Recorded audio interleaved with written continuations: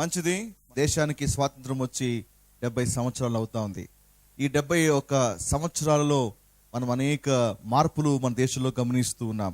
దేవుడిరా, మరి ఈ దేశ స్వాతంత్ర సందర్భంగా దేశము ఒక స్వాతంత్రం బట్టి మనమంతా కూడా గర్విస్తున్నప్పటికీ కూడా దేవుడిచ్చినటువంటి ఈ స్వాతంత్రాన్ని మనము కాపాడుకోవాలి అంటే, దేవుడిచ్చినటువంటి ఒక ఇండిపెండెన్స్ని మనము కాపాడుకుంటూ మనం ముందుకు సాగాలి అంటే, దేశం ఇదే స్వాతంత్రంలో ముందుకు సాగాలి అంటే, మరి ప్రతి ఒక్క భారతదేశపు ఒక పౌరునికి 4 ప్రధాన కర్తవ్యాలు ఉన్నాయి. ఎన్ని ఉన్నాయి? సో 4 ప్రధాన కర్తవ్యాలు ఉన్నాయి. As a citizens of India 4 ప్రధానమైనటువంటి కర్తవ్యాలు నిర్వర్తించినప్పుడు ఈ దేశం సుభిక్షంగా ఉంటుంది. కాబట్టి ఆ 4 విషయాల్ని చాలా క్లుప్తంగా నేను మీతో పంచుకోబోతున్నాను. ఆ తర్వాత మన దేశం కొరకు, రాజకీయ నాయకుల కొరకు, అలాగే దేశంలో అనేక వాటి కొరకు మనం ప్రార్థించబోతున్నాం. ఆమేన్. 4 విషయాలు నేను ఒక ప్రాసగా చెప్పబోతున్నాను. అది చక్కగా రాసి ఉంచుకునండి, తర్వాత మీరు ధ్యానించండి. ఏమిట్రా, ఇలా చేసినప్పుడు దేవుడు తప్పకుండా దేశాన్ని కదిలించేవాడుగా ఉన్నాడు, దేశాన్ని ఆశీర్వదించేవాడుగా ఉన్నాడు. ఆమేన్. రైట్. సో మొదటిది ఏంటంటే, ప్రే ఫర్ అవర్ కంట్రీ. మన దేశం కొరకు ఏం చేయాలి? ప్రార్థన చేయాలి. 2వ దినవృత్తాంతుల గ్రంథము 7వ అధ్యాయం 14వ వచనం. నా పేరు పెట్టబడిన నా జనులు తమ్ము తాము తగ్గించుకొని ప్రార్థన చేసి నన్ను వెదకి తమ చెడు మార్గములను విడిచిన ఎడల ఆకాశమును నుండి నేను వారి ప్రార్థనను విని వారి పాపమును క్షమించి వారి దేశమును స్వస్థపరచుదును. దేవుడు ఒక దేశాన్ని స్వస్థపరచాలి అంటే ఏం చేయాలి? అసలు దేశానికి స్వస్థత కావాలా? ఒకవేళ కావాలి అంటే దేశానికి ఏ విధమైన స్వస్థత కావాలి? చెప్పాలంటే దేశము రక్తసిక్తముతో అది తడిసిపోయింది. ఎక్కడ చూసినా కూడా పాతకమే, ఎక్కడ చూసినా కూడా మరి ఘోరాలు, నేరాలు జరుగుతున్నాయి. దేశమంతా కూడా నలిగిపోతా ఉంది. దేశమంతా కూడా మరి గాయాలు పాలవుతా ఉంది. దేశంలో కరువు వస్తూ ఉంది. దేశం ఎక్కడ చూసినా కూడా సరైనటువంటి భద్రత లేదు. ఇలాంటి దేశాన్ని దేవుడు చూసి స్వస్థపరచాలి అంటే మరి దేవుడు ఏం కోరుతున్నాడు చూడండి. నా పేరు పెట్టబడిన నా జనులు ఎవరంట? దేశము స్వస్థపరచబడాలి అంటే దేవుడు ఏం కోరుతున్నాడు అంటే, దేశంలో ఉన్నటువంటి దేవునికి బిడ్డలందరూ కూడా తాము తగ్గించుకోవడము నేర్చుకోగలగాలి. దేశానికి ఎందుకు స్వస్థత రాలేదు అంటే, బైబిల్ చూడండి, ఎవరైతే దేవుని మార్గం నుంచి తొలగిపోయారో వారందరూ కూడా అనేక దెబ్బలు తిన్నారు. ఇజ్రాయెల్ ప్రజలు కూడా దేవుని మార్గాన్ని కాదని పక్కకు తొలగినప్పుడు అన్యుల చేత ఇజ్రాయెల్ ప్రజలందరూ కూడా బాధించబడ్డారు, మరి చాలా వేధించబడ్డారు. ఐగుప్తులో ఉన్నప్పుడు కూడా దేవునికి బిడ్డలు మరి ఆ వెట్టి చాకరికి తట్టుకోలేక నిట్టూర్పులు ఉడ్చారంట. కాబట్టి బాధలు కన్నీళ్ళు గల కారణం ఏంటి అంటే, దేవుని మార్గము విడిచినప్పుడు ఇది సంభవిస్తుంది. కాబట్టి దేశానికి స్వస్థ ఎందుకు లేదు అంటే, ఎక్కడో దేశము దారి తొలగింది, ఎక్కడో దేశము దేవుని మార్గాలను వదిలిపెట్టింది, ఎక్కడో దేశము దేవుని మాట వినట్లేదు, ఎక్కడ దేవుని వైపు తిరగదు. ఏ దేశం దేవుని వైపు తిరగదు, ఏ దేశము దేవుని సేవించదు, ఏ దేశము దేవుని మార్గములు అనుసరించదో ఆ దేశానికి స్వస్థత ఉండదు. దేని బిడ్డారా, ఇశ్రాయేల్ చరిత్రలో ఇది అనేక మార్లు రుజువు చేయబడింది.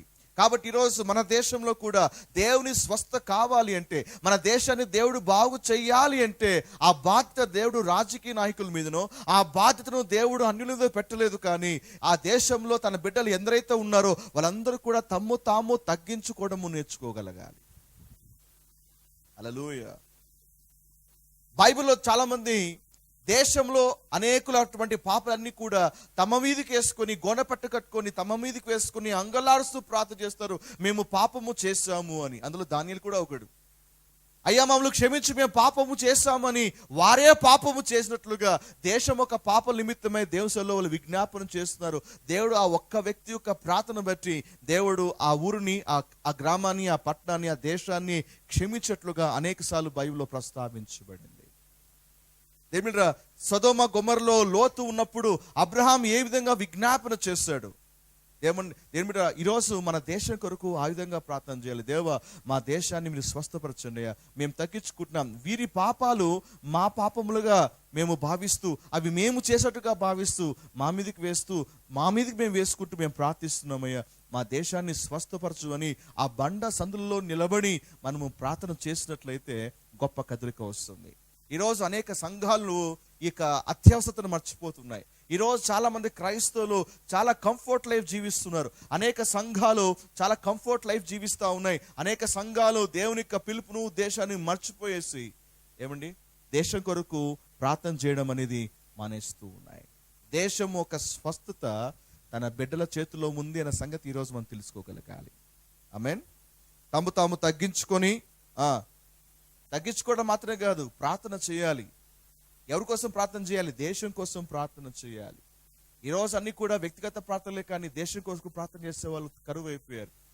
ఎప్పుడు కూడా మన గురించినటువంటి విన్నపాలే కానీ మనకు గురించినటువంటి ఒక విన్నపాలే కానీ దేశం గురించి ప్రార్థన చేసే వాళ్ళు తక్కువైపోయారు.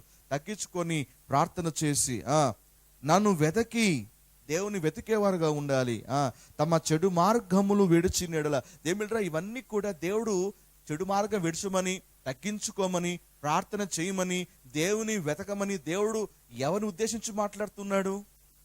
దేవుడు మాట్లాడుతున్నది అన్యుల గురించి కాదు, తమ బిడ్డల గురించి.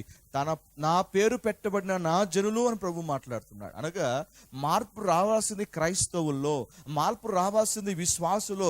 ఈ మార్పు ఇక్కడ మొదలవుతే దేవుడు గొప్ప కాలు చేయవాడుగా ఉన్నాడు. ఆమేన్. ఆకాశం నుండి చెడు మార్గాలు విడిచిన అప్పుడు ఆకాశం నుండి నేను వారి ప్రార్థనను విని వారి పాపమును క్షమించి అప్పుడు వారి దేశాన్ని నేను స్వస్థపరుస్తాను. కాబట్టి ఈ యొక్క విన్నపము భారతదేశంలో ప్రతి క్రైస్తవుడికి తెలియాలి. భారతదేశంలో ప్రతి విశ్వాసి కూడా ఈ బాధ్యతను గుర్తెరగాలి. నేను నా దేశం కొరకు ప్రార్థన చేయాలి. నేను తగ్గించుకుంటేనే, నేను మొరపెడితేనే, నేను దేవుని వెతుకుతేనే, నేను నా చెడుతనము విసర్జిస్తేనే అప్పుడు నేను మొరపెట్టినప్పుడు దేవుడు నా మొర వింటాడు. నన్ను బట్టి దేవుడు దేశాన్ని స్వస్థపరుస్తాడు. దేశం ఒక బాగుగోలు నా చేతిలో ఉంది అనేటువంటి ఒక విషయము ప్రతి క్రైస్తవుడు కూడా తెలుసుకోవాలి. హల్లెలూయా. దేవుడా, మనల్ని బట్టి దేశం ఎలాగైతే దీవించబడుతుందో ఏమండి, ఈవెన్ మనం దారితొలిగినప్పుడు కూడా మనల్ని బట్టి కూడా దేశము నష్టపోయే ప్రమాదం ఉంది. బైబిల్లో కొందరు దీవించబడితే పక్కన వాళ్ళు దీవించబడ్డారు, కొందరు దారి తొలగినప్పుడు ఆ శిక్ష పక్కన వాళ్ళు కూడా అనుభవించారు. బైబిల్ అనేక ఉదాహరణలు మనం చూడగలుగుతూ ఉన్నాం.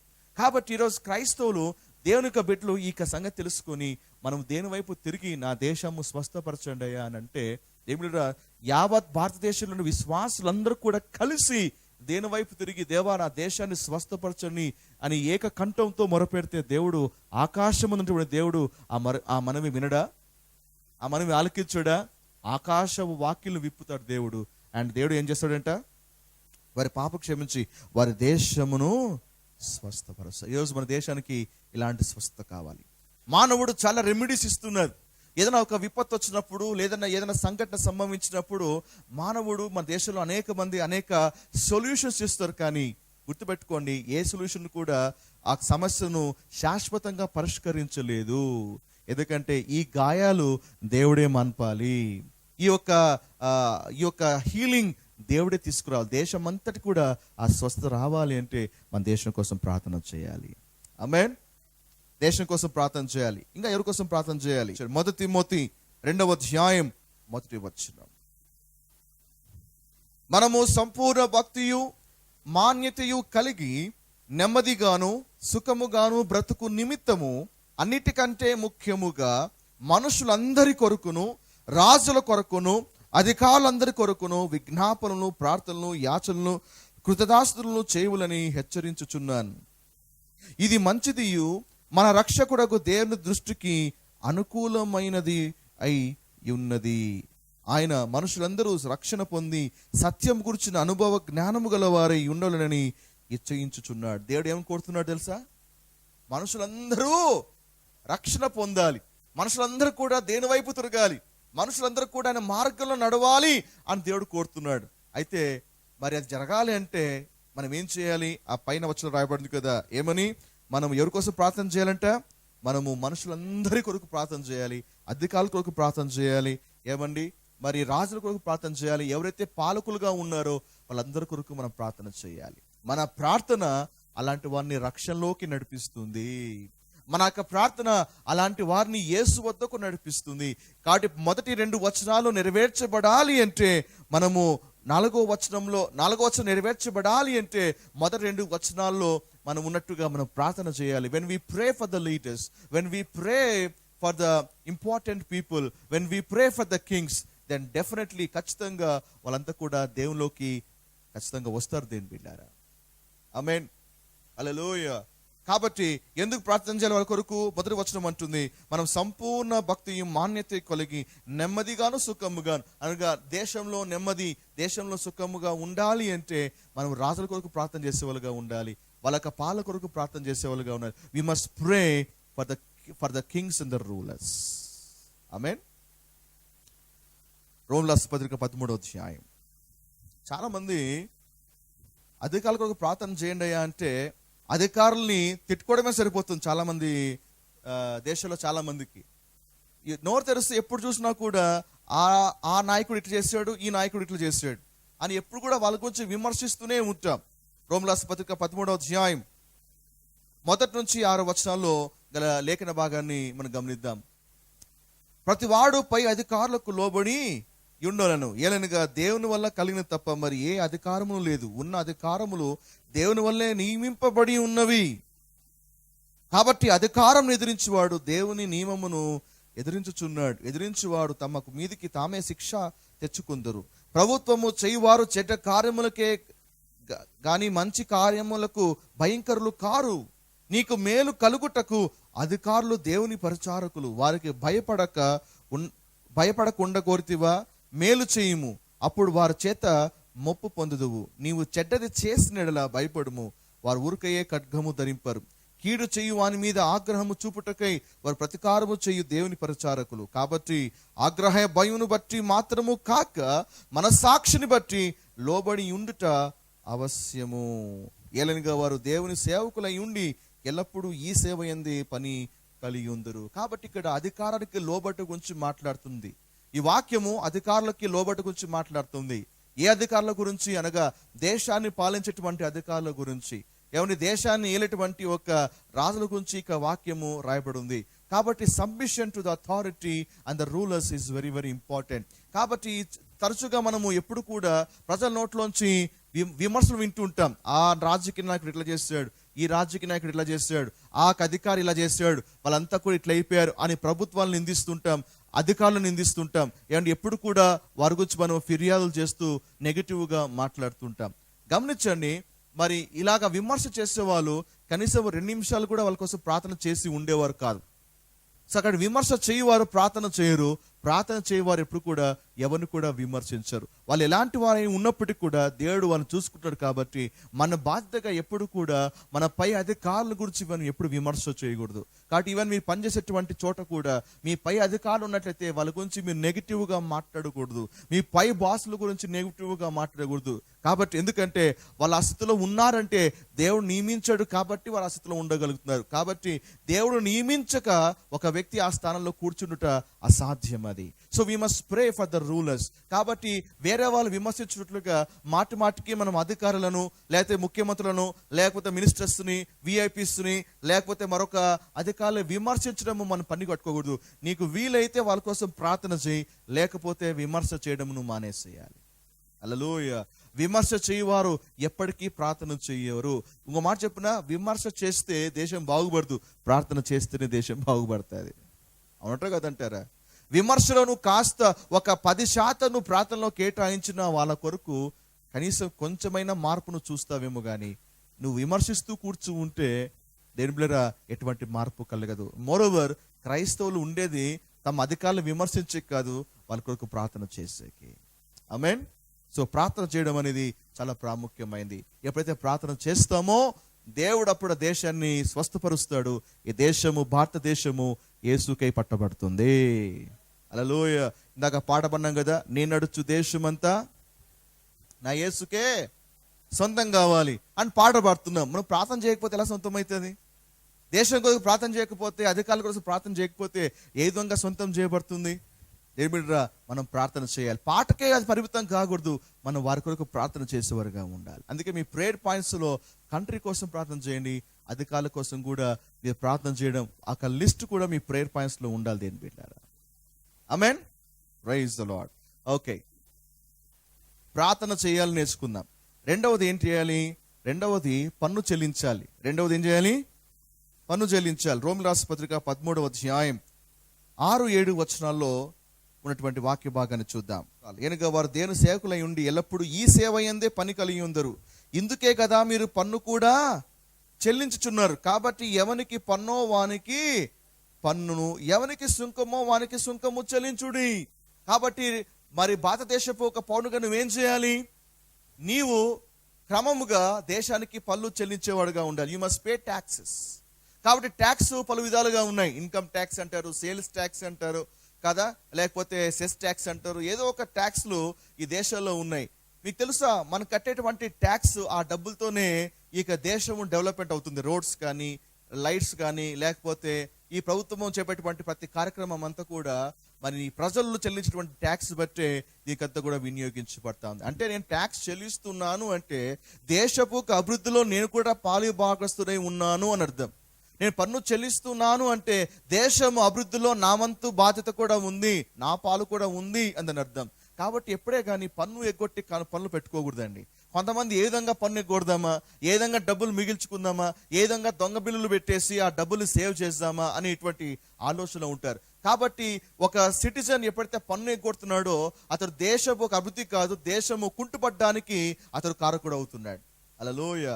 కాబట్టి సంఘము ముందుకు వెళ్ళాలి అంటే ఏ విధంగా సంఘంలో మనమంతా కూడా మన ఒక భాగము దేవునికి క్రమంగా చెల్లిస్తూ సంఘ అభివృద్ధి కొరకు మనం పాటుపడుతున్నామో, ఈవెన్ దేశం కొరకు కూడా మనమంతుగా మనము ట్యాక్స్ కట్టడము నేర్చుకోగలగాలి. లేకపోతున్నాం ఈరోజు ఇప్పటివరకు నువ్వు ట్యాక్స్ కట్టకపోతే ఒక రోజు నువ్వు ట్యాక్స్ కట్టేటువంటి స్థాయికి నువ్వు రాబోతావు ఖచ్చితంగా.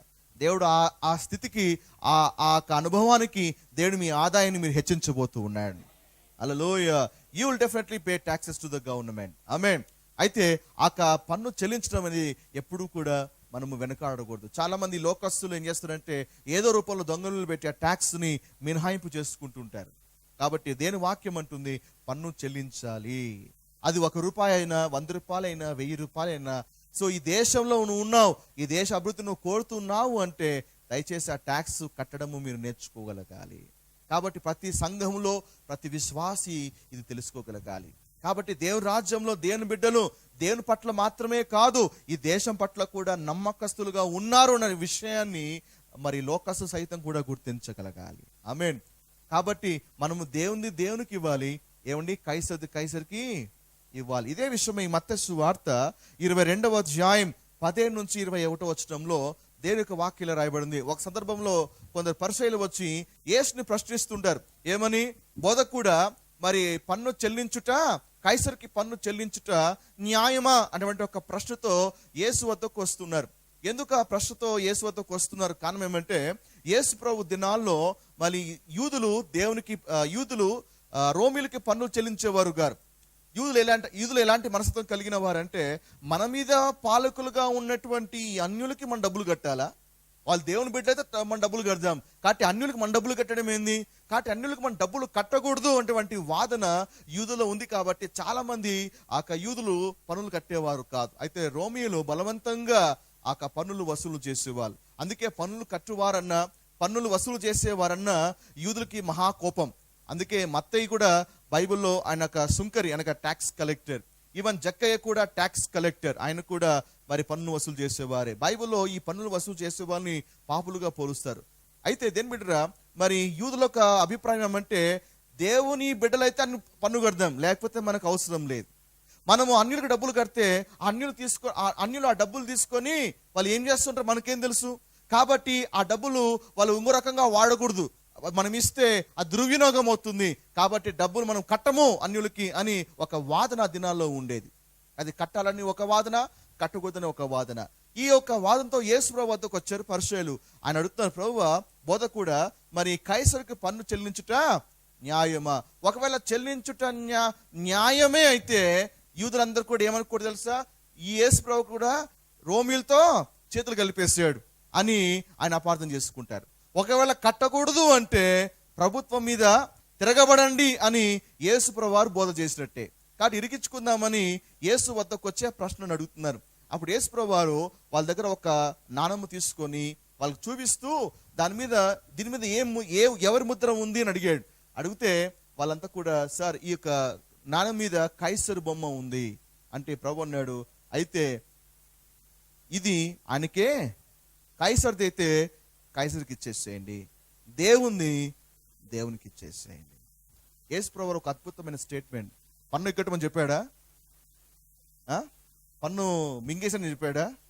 యేసు ప్రభువు కూడా అన్నాడు, కైసర్ది అయితే కైసర్కి ఇచ్చేసేయండి.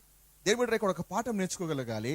రోమీయులు అన్యులు అయినప్పటికీ, దేవుణ్ణి ఎరగని వారైనప్పటికీ, వాళ్ళు పాలకులు కాబట్టి వాళ్ళకు పన్ను చెల్లించుట న్యాయమే అనేటువంటి యేసయ్య స్టేట్మెంట్ ని మనం అర్థం చేసుకోగలగాలి. కాబట్టి ఈరోజు మన పన్ను చెల్లిస్తే పాస్టర్ గారు ఆ డబ్బులతో ఎంతమంది తినేస్తారో పాస్టర్ గారు, ఆ డబ్బులతో వాళ్ళు నిజంగా దాన్ని వాడుతున్నారో లేదో మనకే తెలుసు. ఆ డబ్బు దేశం కొరకు వాడుతున్నారో లేదా ఎక్కడికి వెళ్తుందో మనకే తెలుసు పాస్టర్ గారు అనేటువంటి ప్రశ్న మీలో ఉండొచ్చు. గుర్తుపెట్టుకోండి, మరి పాలకులు లేకపోతే మన ప్రభుత్వము వారు దేవుని బిడ్డలు కానప్పటికీ, రక్షణ లేని వారు అయినప్పటికీ కూడా వారికి పన్ను చెల్లించడం న్యాయమే అనే విషయాన్ని యేసు ప్రభువు వారు ఇక స్టేట్మెంట్ ని మనకు తెలియపరుస్తూ ఉన్నాడు. ఆమేన్. కాబట్టి మనం మాత్రమే కాదండి, మన పిల్లలకి ఇది నేర్పించాలి. వాళ్ళు కూడా ఉద్యోగాలు వచ్చినప్పుడు కూడా వాళ్ళకి ఇన్కమ్ ట్యాక్స్ కట్టడం నేర్పించాలి. వాళ్ళు కూడా ట్యాక్స్ ఎగ్గొట్టకూడదు, వాళ్ళకి ట్యాక్స్ కట్టాలి. ఈవెన్ చాలా మంది ఏం చేస్తారు అట్లా అంటే, టోల్ గేట్లు వస్తే టోల్ గేట్లు జంప్ అయిపోతుంటారు కొంతమంది. అంటే ఏంది? దేశానికి నువ్వు దీవెనకరంగా లేవు, నువ్వు ట్యాక్స్లు ఎగ్గొడుతుంటారు కొంతమంది. కొంతమంది అయితే ఏమైనా ఇంపార్టెంట్ బిల్స్ వస్తే బిల్స్ ఎగ్గొట్టేస్తుంటారు కొంతమంది. No, don't do it. కొద్దిలో నమ్మకంగా ఉన్నవాడు గొప్ప వాటిలో నమ్మకంగా ఉంటాడు. ఆమేన్. రైట్. మొదటిది ఏంటిది? ప్రార్థన చేయాలి. నెంబర్ 2 ఏం చేయాలి? పన్ను చెల్లించాలి. చెప్పండి, పన్ను చెల్లించాలి. ఓకే. మూడవది పొగడాలి. ఎవరిని పొగడాలి? దేశాన్ని పొగడాలి. రోమీయుల పత్రిక 13వ అధ్యాయం 7వ వచనం చివరి భాగంలో చూడండి. ఎవని ఎడల భయము ఉండవలనో వాని ఎడల భయమును, ఎవని ఎడల సన్మానము ఉండవలనో వాని ఎడల సన్మానము కలిగి ఉండి అందరికీ వాని రుణములు తీర్చుడి. సన్మానము అనే పదం మనం ఏం చేయాలి? సన్మానము అంటే హానర్ ఆర్ ప్రైజ్. కాబట్టి దేశాన్ని ఏం చేయాలి? పొగడాలా, తిట్టాలా? కొంత చూడండి, దేశాన్ని ఊరికనే తిడుతుంటారు అనమాట. ఇండియా అంతా ఇంతే అండి, భారతదేశం అంతా ఇట్లా అయిపోయిందండి. దేశం అంతా భ్రష్టు పట్టిపోయిందండి. ఇలాగ చాలా మంది రకరకాలుగా దేశం గురించి నెగిటివ్గా మాట్లాడుతూ ఉంటారు. ఏమిట్రా, మన దేశము ఏ స్థితిలో ఉన్నప్పటికీ కూడా మనము మన దేశం కొరకు మన దేశాన్ని మనం పొగిడేవారుగా ఉండాలి. హల్లెలూయా. ఈ దేశాన్ని తిట్టుకోవడానికి ఎన్ని కారణాలు ఉన్నాయో దానికంటే ఎక్కువ కారణాలు ఉన్నాయి పొగడ్డానికి. కాబట్టి దేశంలో ఉన్న వీక్నెస్ చూసి విమర్శించడం కంటే, దేశంలో దేవుడు ఎలాంటివి ఇచ్చాడు దాన్ని చూసి దేవుని గణపరచేవాడుగా ఉండాలి, దేశాన్ని పొగిడేవాడుగా ఉండాలి. Hallelujah. Do not criticise your nation. మన దేశాన్ని ఎప్పుడు కూడా విమర్శించకూడదు, ఎప్పుడు కూడా నెగిటివ్గా మాట్లాడకూడదు. దేవుడు మనకిచ్చిన దేశాన్ని మనం ఎప్పుడు కూడా పొగుడుతూ ఉండాలి.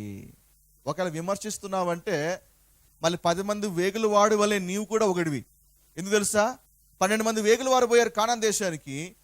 అందులో 2 మాత్రము ఆ దేశంలో మరి నెఫీలు ఉన్నారు, బలవంతులు ఉన్నారు. అయితే అవన్నీ చూడక మంచి మంచి ద్రాక్ష గెలలు ఉన్నాయి, అట్టిగెలలు ఉన్నాయి కదా, మంచి పంట ఉంది, అది మాత్రమే చూసి దాని యొక్క రిజల్ట్ తీసుకుని వచ్చి నాయకుడికి తెలియపరుస్తున్నారు. కానీ 10 మంది ఏం చేస్తారు? ఆ దేశంలో మంచి ఫలాలు పంటలన్నీ ఉన్నప్పటికీ కూడా వాళ్ళ దృష్టి ఆ దేశంలో ఉన్నటువంటి నెఫీల మీద పడింది. అందుకే అవి చూసి వచ్చి నెగిటివ్ రిపోర్ట్ ఇస్తున్నారు, ఆ దేశం కచ్చుబాటు రాదు అని. కాబట్టి దేశంలో మనం ఎప్పుడు కూడా మంచివాడిని చూసి అప్రిషియేట్ చేయగలం. దేవానికి స్తోత్రమయ్యా, ఇలాంటి కంట్రీ నాకు ఇచ్చావు ప్రభువా, ఇలాంటి ఒక మంచి దేశంలో నేను ఉన్నందుకు నీకు స్తోత్రమయ్యా. హల్లెలూయా. చాలా మంది దేశాన్ని విమర్శిస్తారు. ఇలాంటి వాళ్ళని వెళ్ళి మరి వేరే దేశంలో పడేయాలి. క్రైస్తవుడన్నా, దేవుడన్నా, బైబిల్ అన్నా ఏమాత్రం కూడా అనుమతించిన దేశంలో పడేయాలి. సౌదీ లాంటి దేశంలో పడేయాలి. ఏమండి? అప్పుడు తెలుస్తుంది దేశంలో స్వాతంత్రం ఎంత ప్రాముఖ్యమో. ఈరోజు స్వేచ్ఛగా ఉన్నామంటే స్వేచ్ఛ వెళ్ళి ఇప్పుడు మనకు తెలియదు. అసలు స్వేచ్ఛనే లేని దేశంలో పడితే అప్పుడు అర్థమవుతుంది మన దేశంలో దేవుడు ఎంత ఎంత ధన్యతనిచ్చాడో ఉండడానికి అని. హల్లెలూయా. వేరే దేశాలకు వెళ్తే ఎంత కట్నం అంటే అంత కట్నంగా ఉంటుంది. బహిరంగంగా ఆరాధన చేయలేవు, బహిరంగ సంఘానికి రాలేవు, బయలు పట్టుకోలేవు, దేవునికి పాటలు పాడలేవు, ఏమండి ఆధారపు ఆరాధన చేయలేవు, అసలు దేనికి నువ్వు ఏమీ చేయలేవు. చెప్పాలి అంటే నీకంటూ ఒక స్వేచ్ఛ అనేది ఉండదు. ఎప్పుడెప్పుడు పారిపోదాం అన్నట్టుగా అనిపిస్తుంది. కానీ ఈరోజు ఈ దేశంలో ఇక్కడ ఉన్నావు అంటే, ఈరోజు ఈ స్థితిలో ఉన్నావు, ఈ దేశంలో ఉన్నవాటి అనుభవిస్తున్నావు అంటే దేవుడు ఈ దేశాన్ని అంతగా దీవించాడు. దేని బిడ్డారా. హల్లెలూయా. కాబట్టి సిటిజన్స్ ఆఫ్ ఇండియాగా మనం ఏం చేయాలి? మన దేశాన్ని ఎప్పుడు కూడా, నీ ఇంటిని ఎప్పుడు తిట్టుకుంటావా పొగుడతావా? మీ అంటే ఎప్పుడు పొగుడతావంటే మీ ఇంట్లో బలితం లేవా? మీ ఇంట్లో లోపాలు లేవా? మీ ఇంట్లో అన్ని పర్ఫెక్ట్గా ఉన్నాయా? లేవు కదా. అనుకున్నటువంటి పరిస్థితులు ఇంట్లో లేనప్పటికీ కూడా బయటికి వెళ్ళగానే మన కుటుంబం గురించి మనం గర్వంగా మాట్లాడతాం, మన అమ్మ గురించి మనం గర్వంగా మాట్లాడతాం, మన మమ్మీ గురించి గర్వంగా మాట్లాడతాం, మన ఫ్యామిలీ గురించి కదా ఎంత అద్భుతంగా చెప్తాం. ఐఎమ్ సో బ్లెస్డ్ అని చెప్తాం. వై? ఎందుకంటే ఆ కుటుంబంలో ఉన్నావు కాబట్టి కుటుంబం గురించి ఎప్పుడు కూడా పాజిటివ్గా నేను మాట్లాడతావు. అలాగే నువ్వు దేశంలో ఉన్నావు అంటే దేశం గురించి ఎప్పుడు కూడా నువ్వు మంచిగానే మాట్లాడుతుండాలి, నువ్వు మంచిగా ప్రకటిస్తూ ఉండాలి. హల్లెలూయా. కాబట్టి అన్యులతో నువ్వు నోరు కలపద్దు, అన్యుల వల్లే నువ్వు మాట్లాడద్దు. అన్యులు విమర్శిస్తుంటే వాళ్ళు నువ్వు ఖండించాలి, వాళ్ళకి నువ్వు బుద్ధి చెప్పాలి. అయ్యా ఇలా మాట్లాడకూడదు, మన దేశ పౌరునిగా మనం మన దేశాన్ని పొగడాలి కానీ ఎప్పుడే కానీ తిట్టకూడదు అని మనం బుద్ధి చెప్పాలి. ఆమేన్. హల్లెలూయా. కాబట్టి దేశాన్ని మనం ఎప్పుడు కూడా పొగడాలి. మొదటిది ఏంటిది? ప్రార్థన చేయాలి. రెండవది ఏంటిది? పన్ను చెల్లించాలి. మూడవది ఏంటిది? పొగడాలి. నాలుగవది ప్రభావితము చేయాలి. ఏం చేయాలి? ప్రభావితము చేయాలి అంటే ఇన్ఫ్లుయెన్స్ చేయాలి. దేశంలో అనేక వాటిని మనం ఇన్ఫ్లుయెన్స్ చేయగలగాలి. కాబట్టి ఓకే మరున ఉండిపోవద్దు, దేశాన్ని ప్రభావితం చేయాలి, సమాజాన్ని ప్రభావితము చేసేటువంటి ఒక వ్యక్తిగా నువ్వు ఉండాలి. నువ్వు ఇన్ఫ్లుయెన్స్ చేయాలి, 10 మందిని మారడానికి నువ్వు కూడా ఒక నాయకుడిగా మార్చబడుతూ ఉండాలి. హల్లెలూయా. కాబట్టి ఇన్ఫ్లుయెన్షియల్ పర్సన్ కూడా ఉండడానికి నువ్వు ట్రై చేయి, ఎందుకంటే నువ్వు ఇన్ఫ్లుయెన్స్ చేస్తే చాలా మంది మారుతారు. ఆమేన్. సో దేశము నీకేమి ఇచ్చిందో కాదు, నువ్వు దేశానికి ఏమి ఇస్తున్నావు అనేది ప్రాముఖ్యం. కాబట్టి ఒక సిటిజన్ ఆఫ్ ఇండియా లాగా, ఒక భారతదేశ పౌరునిగా నాకు గవర్నమెంట్ నాకు ఏం చేసింది, నాకు ఆ ప్రభుత్వం నాకు ఏం చేసింది, వీళ్ళు నాకు ఏం చేశారు, ఈ గవర్నమెంట్ నన్ను పట్టించుకోలే, ఈ దేశం నన్ను పట్టించుకోలే. కాబట్టి దేశం ఏమి ఇచ్చింది అని ప్రశ్నించే కంటే నేను నా దేశం కూడా నేను ఏమైనా చేస్తున్నానా, ఇది చాలా ప్రాముఖ్యమైనటువంటి ప్రశ్న. అది సో ప్రభావితం చేయాలి. దేనికి స్తోత్రం. ఈరోజు మన చర్చ్ కూడా దేశాన్ని ప్రభావితం చేస్తా ఉంది. ఎలా చెప్పనా, ఈరోజు అనేకులు తమ త్రాగుడును మానేసి ఈరోజు సంఘంలో కూర్చొని దీని వాక్యం వింటున్నారు. ప్రభావితం చేయట్లేదా? అనేకులు తమ బుద్ధులు మార్చుకుంటున్నారు, అనేక మంది తన అలవాట్లు మార్చుకుంటున్నారు, అనేక మంది తప్పుడు మార్గాలను వదిలిపెట్టి సరైన వ్యక్తులుగా మారుతూ ఉన్నారు. ఏం స్తోత్రం. ఈ రోజున మనమంతా ఇక్కడ ఉన్నాం, అనేకులు వచ్చి ఆరాధన చేస్తున్నారంటే చెప్పండి, దేశం బాగుపడుతుందా, దేశం చెడిపోతా ఉందా? ఈరోజు పన్ను కట్టాలి అనే విషయం తెలుసుకొని ఒక వ్యక్తి పన్ను కడుతున్నాడు అంటే చెప్పండి, మన సంఘము ప్రభావితం చేస్తుందా లేదా? అప్పుడప్పుడు నేను ఇలా బయట మీటింగ్స్కి వెళ్ళినప్పుడు నా ఫ్రెండ్స్ అప్పుడు తరచు కట్టినారు, కాదు నువ్వు ఎంసీ చేసావు, నువ్వు మంచి చదువుకున్నావు, నువ్వు మంచి ఉద్యోగం చేయకోకుండా ఇలాగ మైక్ పట్టుకొని నీవు ఇట్లా పాస్టర్గా మారిపోయి మత బోధలు చేస్తున్నావు ఏంటి? దేశానికి పనికొచ్చే పనులు ఏమైనా చేయొచ్చు కదా, దేశానికి ఉపయోగపడేటువంటి ఒక మంచి కార్యక్రమాలు ఏమైనా చేయొచ్చు కదా. చూడు వాళ్ళు ఎలా పని చేస్తారు, చూడు వాళ్ళు అనాథాశ్రయం పెట్టారు, చూడు వాళ్ళు ఆర్ఫనేజ్ పెట్టారు, వృద్ధాశ్రమం పెట్టారు, చూడు ఇలా లెప్రసీ వాళ్ళు ఇలా సేవ చేస్తారు. ఇలా దేశానికి పనికొచ్చే పనులు చేయకోకుండా ఈ మైక్ పట్టుకొని ప్రసంగాలు చేయడం ఏంటి అని అప్పుడప్పుడు వ్యంగ్యంగా నాతో మాట్లాడుతున్నారు. నేను కొన్ని రోజులు చూసా, ఇంక నేను తట్టుకోలేక ఓ రోజు వాళ్ళకి ఇవ్వాల్సిన ఇచ్చా. ఎలా ఇచ్చాను అంటే, ఈరోజు నేను చేసేటువంటి ఒక ఇన్ఫ్లుయెన్స్ ఏమైతుందో ఇతర చారిటీ వర్క్ చేసే వాళ్ళు ఎవరు కూడా చేయలేకపోతున్నారు. ఎందుకంటే ఒకరికి ఏమన్నా భౌతికమైన సహాయం చేస్తే వాడు అది పొందుకున్నాక మళ్ళీ అదే స్థితిలోకి వచ్చి కూర్చుంటాడు. ఒక పేదవాడికి నువ్వు 100 రూపాయలు ఇవ్వచ్చు, అది చారిటీ. అది ఆ పేదవాడు 100 రూపాయలు తీసుకొని వాడు అనుభవిస్తాడు. అయితే ఆ 100 రూపాయలు మన స్థితి మార్చదు. ఆ 100 రూపాయలు అయిపోగానే మళ్ళా వచ్చి వాడు అదే స్థితిలో కూర్చుంటాడు. అదే నేను మనకి సువార్తను బోధించి దేవుని రాజ్యంలో ఎలా జీవించాలో నేర్పించి, రక్షణ మార్గం నేర్పించి, దేవుని రాజ్యంలో ఎలా జీవించాలో, ఏమి చేస్తే దీవించబడతాడో నేర్పిస్తే గిన వాడు మళ్ళా వచ్చి అదే స్థితిలో కూర్చోడాడు. వాడు దీవించబడి వాడు వర్ధిల్లుతాడు. అంటే నేను దేశాన్ని ప్రభావితం చేయట్లేదా? హల్లెలూయా. ఈరోజు చాలా మంది జీవితాలు మారుతారు. ఈరోజు చాలా మంది అడిక్షన్స్ నుంచి విడిపించబడ్డానికి రీహాబిలిటేషన్ సెంటర్స్ తీసుకెళ్తా ఉన్నారు. ఏమిట్రా ఎన్నో ఖర్చులు పెడతా ఉన్నారు. అయితే చూడండి, మన సంఘంలో ప్రార్థన చేయగానే త్రాగుడు వ్యసనాలన్నీ కూడా తొలగిపోతా ఉన్నాయి. అంటే దేశం బాగుపడట్లేదా? ఒక వ్యక్తిని బాగు చేయడం ద్వారా, ఒక కమిటీని బాగు చేయడం ద్వారా దేశం బాగుపడట్లేదా? Yes, I'm doing it. అందుకే నా ఫ్రెండ్స్ని సవాల్ చేస్తా ఉన్నా, మీరు ఇంత సంపాదిస్తారు చెప్పండి, దేశాన్ని ఎలా ఇన్ఫ్లుయెన్స్ చేస్తా ఉన్నారు. అయితే ఎవరు ఇన్ఫ్లుయెన్స్ చేయనంతగా ఈరోజు నాకున్న దాంట్లో నేను దేశాన్ని నేను ప్రభావితము చేయగలుగుతున్నాను. అనేక కుటుంబాలు విడిపోతున్నాయి, అనేక కుటుంబాలు విచ్ఛిన్నమవుతున్నాయి. ఈరోజు కౌన్సిలింగ్ ద్వారా కొన్ని కుటుంబాలు నిలబడగలుగుతూ ఉన్నాయి. దేశం బాగుపడట్లేదా? ఎస్. అనేకులు తమ కుటుంబంలో రిలేషన్షిప్ సరిగ్గా లేదు, బాంధవ్య సరిగ్గా లేవు, కుటుంబంలో ఒకరికి సరిపోవట్లేదు. బట్ ఈరోజు వాక్యమును బట్టి వారు కౌన్సిలింగ్ ఇస్తున్నప్పుడు వారు బాగుపడట్లేదా? Yes, they are doing it. దొంగిలించకూడదు, హత్య చేయకూడదు, ఇలాంటి అనేక విషయాలు తెలుసుకున్నాక ఒక వ్యక్తి మనిషిగా మారుతున్నాడు. ప్రభావితం చేయట్లేదా? They are doing it. కాబట్టి సంఘము ఒక రకంగా సమాజాన్ని ప్రభావితము చేస్తూ ఉంది, ఒక వ్యక్తిని మనిషిగా మారుస్తూ ఉంది. మనిషిగా మారుస్తూ ఉందంటే పాస్టర్ గారు వాళ్ళు మనుషులు కాదా అంటే కాదని చెప్పాలి. ఎందుకంటే దేశంలో మృగాలు ఎక్కువైపోయినాయి. ఒకప్పుడు మృగాలకు భయపడేవాడు మనిషి, ఈరోజు సాటి మానవుడికి భయపడాల్సిన పరిస్థితి ఏర్పడతా ఉంది. అలాంటి మృగాలుగా ఉండేవాళ్ళు ఈరోజు సాధు జంతువులుగా మారి ఈరోజు పరిశుద్ధులుగా సంఘంలో చేర్చబడతా ఉన్నారు. దేశం ప్రభావితం కావట్లేదా? Doing it. హల్లెలూయా. కాబట్టి ఈరోజు నీవు కూడా ఏంటంటే do something for the country. దేశం కొరకు నువ్వు కూడా ఏమైనా చేయగలగాలి, ఇన్ఫ్లుయెన్స్ చేయగలగాలి. ఇది నీ యొక్క బాధ్యత. ఆమేన్. కాబట్టి 4 మాటలు ఏంటివి? ప్రార్థన చేయాలి, రెండవది పన్ను చెల్లించాలి, మూడవది ఏంటిది? పొగడాలి, నాలుగవది ప్రభావితము చేయాలి. ఆమేన్. సో ఈ 4 చాలా ప్రాముఖ్యమైనది. ప్రతి ఒక్క దేశ పౌరుని యొక్క బాధ్యత, ముఖ్యంగా ప్రతి క్రైస్తవుని యొక్క బాధ్యత. కాబట్టి దేశ స్వాతంత్రం కోసమే కాదు, ఇంకొక దాని కొరకు మనం ప్రార్థన చేయాలి. ఆ ఒక్క మాట నేను ముగిచ్చేస్తాను. గల్తీ 5వ అధ్యాయం 1వ వచనం నేను చదువుతున్నాను. మీ బైబిల్లో ఆ మాట చూడాలి. దేశానికి స్వాతంత్రం వచ్చి ఇప్పటికి 70 సంవత్సరాలైంది. అయితే ఈ స్వాతంత్రం కోసం మాత్రమే కాకుండా, ఈ స్వాతంత్రం బట్టి దేవుని స్తుతించడం మాత్రమే కాకుండా, ఇప్పుడు మనకి మరొక స్వాతంత్రం కూడా కావాలి. అదేంటంటే అది ఆత్మ సంబంధమైన స్వాతంత్రం. అది నేను వాక్యం చూద్దాం. ఈ స్వాతంత్రమును అనుగ్రహించి క్రీస్తు మనల్ని స్వతంత్రులుగా చేసి ఉన్నాడు. కాబట్టి మీరు స్థిరముగా నిలిచి మళ్ళా దాస్యమును కాడి కింద చిక్కుకొనకుడి. 13వ వచనం.